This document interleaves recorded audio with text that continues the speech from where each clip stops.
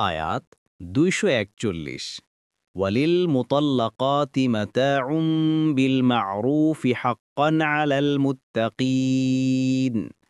অনুবাদ: আর তালাকপ্রাপ্ত নারীদের প্রথমত ভরণ-পোষণ করা মুত্তাকিদের কর্তব্য। ১ নং ফুটনোটের বিবরণ: তালাকপ্রাপ্ত স্ত্রীলোকের জন্য মাতা বা সংস্থান করে দেয়ার কথা এর পূর্ববর্তী আয়াতেও এসেছে, তবে তা ছিল শুধু দুরকম তালাকপ্রাপ্ত স্ত্রীর জন্য। সহবাস কিংবা নির্জনবাসের পূর্বে যাদেরকে তালাক দেয়া হয়েছে।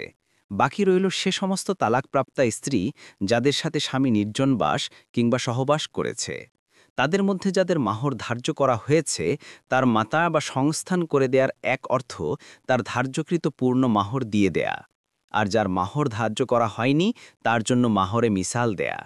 আর যদি মাতা শব্দর দ্বারা বিশেষ ফায়দা বলতে কিছু কাপড় বা আর্থিক দান বোঝানো হয়, তবে একজনকে তা দেয়াও আজীব, যা পূর্বে বর্ণিত হয়েছে, অর্থাৎ প্রথমোক্ত মহিলা যার সাথে স্বামীর সহবাসও হয়নি আর তার মাহরও নির্ধারিত হয়নি। আর অন্যান্যদের বেলায় তা মুস্তাহাব।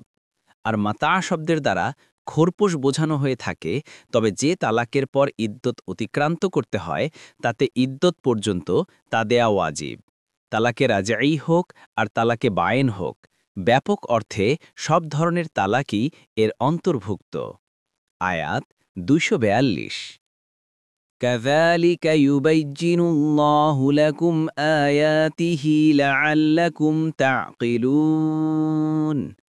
অনুবাদ: এভাবে আল্লাহ তার আয়াতসমূহ স্পষ্টভাবে বর্ণনা করেন যাতে তোমরা বুঝতে পারো।